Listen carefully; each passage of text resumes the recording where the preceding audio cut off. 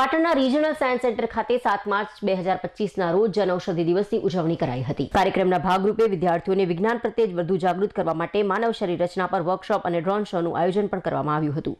સમગ્ર કાર્યક્રમમાં 350થી વધુ દિવ્યાંગ વિદ્યાર્થીઓ, શિક્ષકો અને સામાન્ય નાગરિકોએ ઉત્સાહભેર ભાગ લીધો હતો।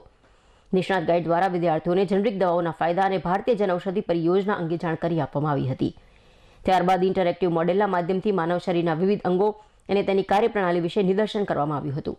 ઉપરાંત વિદ્યાર્થીઓને પોતે ડ્રોન ઓપરેટ કરવાની અનુભૂતિ મેળવી, જે તેમની માટે અનોખો અને આનંદદાયક અનુભવ રહ્યો હતો।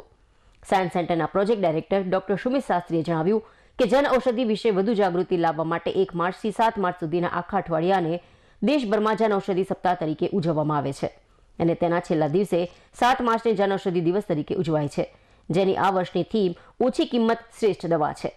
તેમણે વધુમાં જણાવ્યું કે પ્રધાનમંત્રી નરેન્દ્ર મોદીના દ્રઢ નેતૃત્વ હેઠળ પ્રધાનમંત્રી જનઔષધિ યોજના દેશભરમાં સફળતાપૂર્વક કાર્યરત છે।